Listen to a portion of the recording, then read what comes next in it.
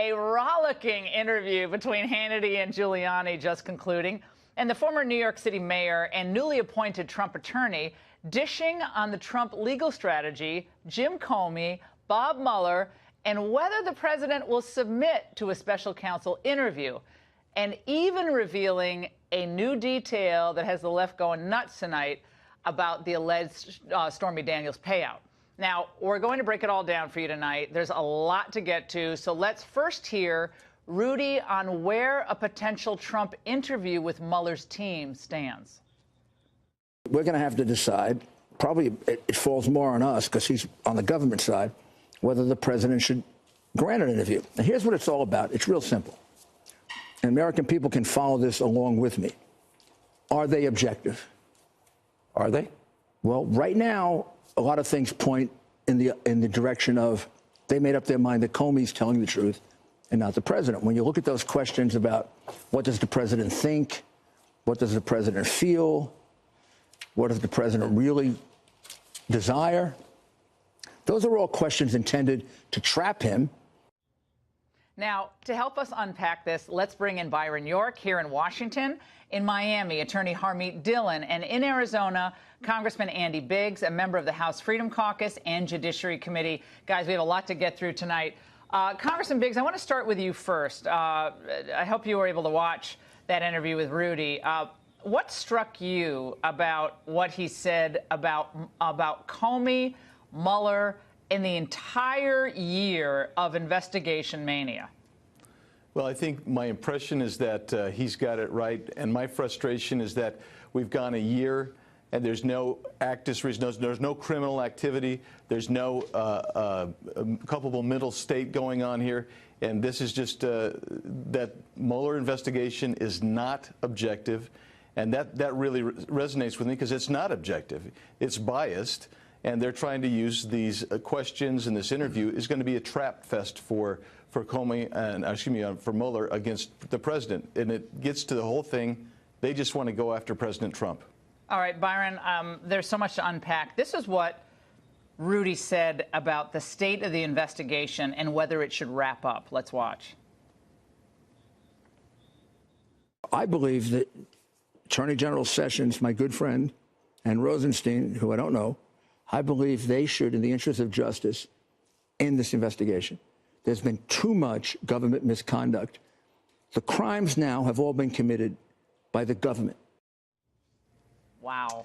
That was a moment. The crimes have been committed by the government. When I watched him, I thought, boy, he would have made an interesting attorney general pick, wouldn't he? No kidding. I think we have seen in the last 24 hours since the release of these proposed questions from Mueller and now with this Rudy interview on Hannity, I think we've seen a dramatic change in this case. I mean, it's become much more confrontational. The lawyers, John Dowd and Ty Cobb, who were counseling a more conciliatory approach toward Mueller, they are now gone. And we've just had the president's lawyer go on TV for an hour. I mean, you didn't see Dowd and Cobb doing that.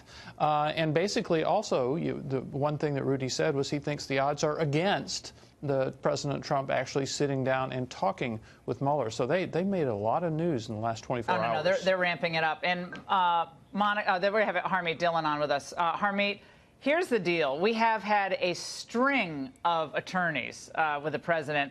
And Ty Cobb, he's leaving at the end of May. Of course, John Dowd, he exited in March. There still is Marty and Jane Raskin recently brought on the team. Kasowitz, his personal attorney, one of his personal attorneys, he was in and out briefly last year. But now they bring in Emmett Flood. Now, in full disclosure, Emmett and I were co-clerks back in the day on the Second Circuit Court of Appeals. You see him up on the upper left-hand corner. Flood is the kind of attorney who is probably not going to give a lot of interviews on television. He's one of the smartest people I know, one of the finest people I know, and just top-notch, kind of person he should have been brought in right from the very beginning in this case. But to bring him in, who worked for the Clinton during the impeachment investigation, he's at Williams and Connolly. This does tell you that I think finally the Trump team has gotten really serious at Mueller. There's not tiddlywinks here. Mueller's going to go for the big get here. Your reaction? Yeah, absolutely, Laura. I completely agree with you. Emmett Flood is a great addition to the team, and it wasn't just Clinton. He also has represented Dick Cheney in private practice, and he also was in the White House counsel's office and did investigation under the Bush administration as well. So he's played both. He's got experience in both types of administrations, and what they're signaling here is by picking somebody with impeachment experience is that the scales have fallen from the eyes of the White House lawyers, and they realize that the stakes are about impeachment here. When you see the questions in the Mueller leak, the questions are clearly not about any crime that the president may have committed. It's clearly doing some free research for the Democrats with respect to a potential impeachment trial. It could not be clearer, and I'm glad, as a supporter of the president and a lawyer, to see that they finally woken up. And, the Giuliani interview that we just saw right now was amazing, very encouraging to me. Also to see somebody with some reality check here. I mean, these are not people you can trust at their face value. We have seen the crimes, we have seen the deception, and we have seen the absolute unethical conduct that's been committed against this president so far. So I feel much more reassured seeing them kind of smartening up and girding for battle here. And Congressman Biggs, of course, the big news yesterday was the Freedom Caucus, which you remember, leaking a draft impeachment document focused on, of course, Rod Rosenstein, the Deputy Attorney General. Rudy said, look, I don't know him. That was kind of a brush off of Rosenstein just there. But they're taking it up. I mean, they're taking it up. You guys seem to be taking it up in the House. And Rudy himself said this about Comey. Devastating. Let's watch. I know James Comey. I know the president. Sorry, Jim, you're a liar, a disgraceful liar. Every FBI agent in America has his head down because of you. It would have been good for God if God had kept you out of being head of the FBI. Congressman. Amen to that. That's one of those comments when he says that, I stand up and cheer, because we've been saying that. We've been trying to make it clear. Thank goodness for Rudy Giuliani saying that, because Mr. Comey has been a disgrace. Trey Gowdy said it great. Nobody has brought more disrepute on the FBI than James Comey. And this is where we are as a nation. I can't go to constituents. They are all upset. What's happening with Comey? Why isn't he behind bars? And he needs to be investigated himself. Look, they had this moment, Byron, about extortion. When Rod Rosenstein yesterday said, basically, we're not going to be extorted at the Justice Department into backing down, being intimidated. And today, a number of editorials written and columns written. There was one in USA Today by two prominent Democrats, a former Obama official and Fred Wertheimer at the Brookings Institution, saying the Freedom Caucus and the Republicans are doing the bidding of the president, trying to intimidate the special counsel's office. It's a disgrace. I mean, if it was hot before, it's being ramped up now big time on both sides. Those were real go-to-war words, the whole extortion thing. And there are people in the Justice Department who are unhappy with the Attorney General and with Rod Rosenstein, who feel they've given too much to Congress. But on this thing, I cannot say that the Justice Department should hand over every single document to Congress, not saying that. But Rosenstein would have more credibility today if he had not made getting documents from the Justice Department and the FBI like pulling teeth for Congress over the last year. Paul Ryan is not a big warrior in this kind of thing, and he said the FBI was stonewalling Congress, the House of Representatives, on this. So they don't have a lot of room to talk now that they're complaining. And Giuliani said, Harmeet, that when he was asked by Hannity, are there two systems of justice in this country? Rudy jumped right on it and said, yeah, one for Hillary and one for everybody else, one for the president.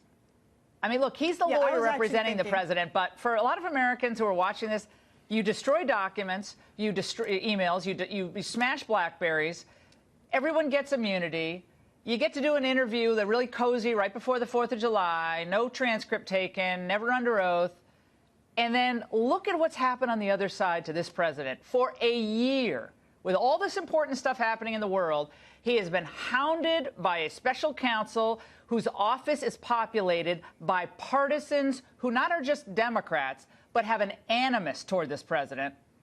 And I have to say, when I heard Rudy said that, I said, well, I have to say I agree. I mean, all the evidence points to that.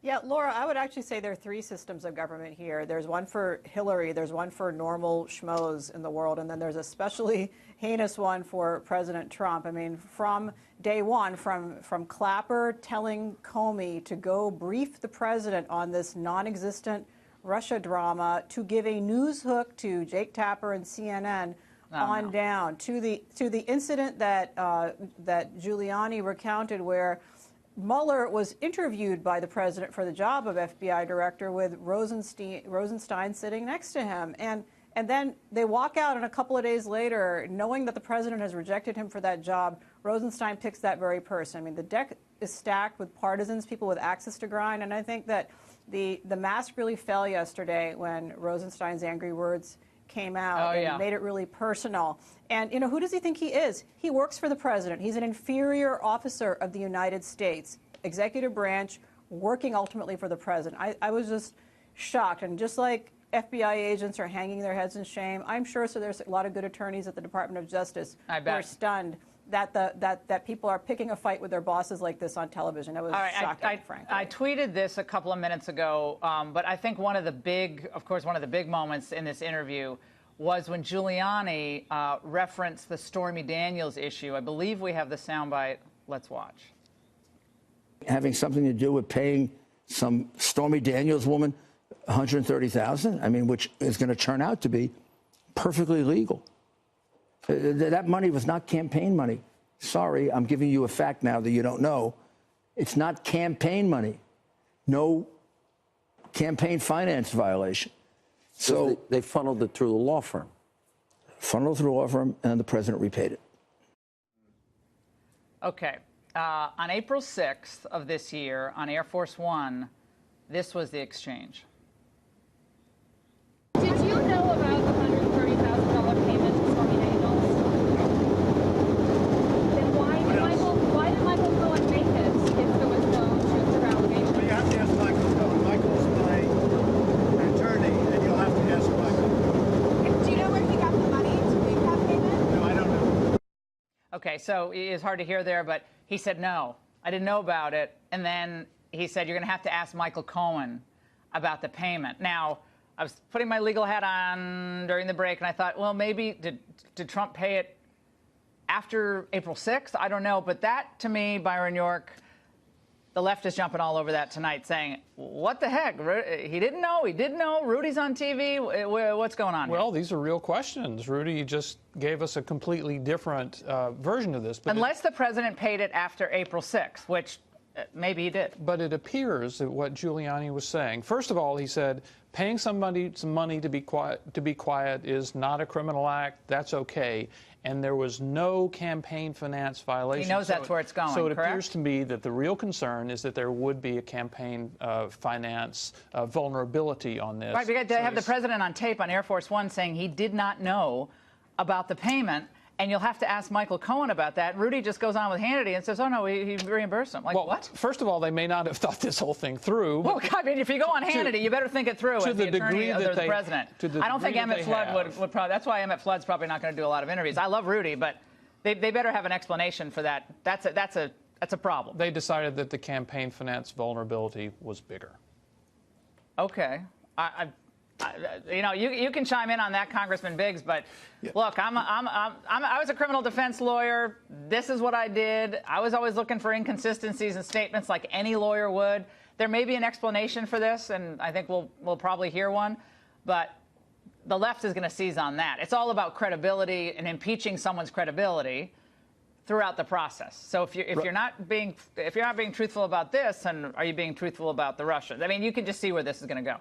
Go ahead. Well, that's right, but there's two points to that. That's coming from the side that's just been lying and abusing their power all the way throughout. So that I immediately discount that. The second thing is, I don't think somebody with President Trump's income level actually maybe writes all his checks. You know what I mean? It would not surprise me if yes, he authorized the payment, and you know it just gets kind of lost in the shuffle. I know that sounds crazy, perhaps on a certain level. But, I mean, here's a guy with a massive income, and he's dealing with a lot of things. And you know, it's not illegal. It's not campaign finance. Well, yeah, that's all. I agree on all. I think you're right on all that. But I mean, again, we have to bring out all issues. We're doing an honest broker conversation about what's happened. Overwhelmingly biased against this president. This investigation. We've established this week after week after week on this show. The best legal minds in the United States. And we gotta be fair and focusing on what seems to be not kind of adding up on another point.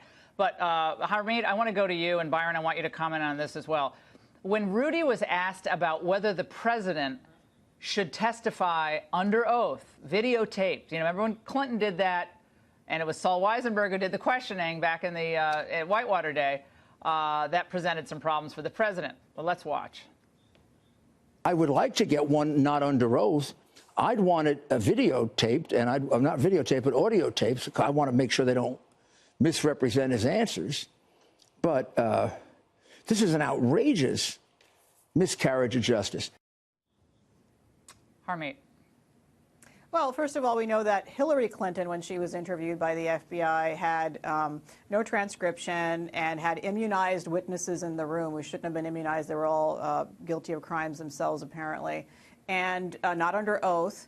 And it was sort of very friendly, you know, up and done. Now, as a lawyer, we know even as junior associates, the worst potential witnesses are very powerful people because they're used to getting their way, they're used to not being questioned, and so they're typically the ones who need the most preparation. Yep. So, as Rudy was saying, he's going to need a couple of days, I would say a couple of weeks of preparation for that type of interview, and there is no justification. One more point, though, that your viewers should know is that the FBI has gotten into the habit, particularly if they want to, get somebody for a crime, they don't record it. I mean, you would think the opposite is true, right? If you're a good investigator and you want to make sure you have the evidence, you have a contemporaneous recording. This has gotten the FBI in trouble and has resulted in a lot of convictions being vacated over the years on appeal. Very interesting. Because the evidence doesn't match up, and so I agree with Rudy that there needs to be a record of it. I just overall, though, I question whether he should do it at all, given the way that we see. Got it. Byron, last word. Well, the whole point was trying to limit this thing. Rudy said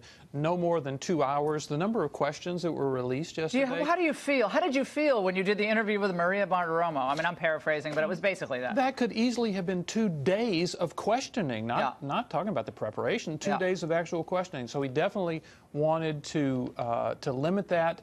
They wouldn't mind doing it in writing if they could, but he said Mueller wouldn't go for that. So right now they're in the try to limit it phase before they get into the no, I'm not going to talk phase. Yeah, I think the good news is Emmett Flood is on board. I literally cannot think. Maybe one other lawyer I could think of would be just as good, if not better, than Emmett. But that's awesome news for President Trump and a sign that things are indeed very, very serious. Great panel, guys. Thank you so much.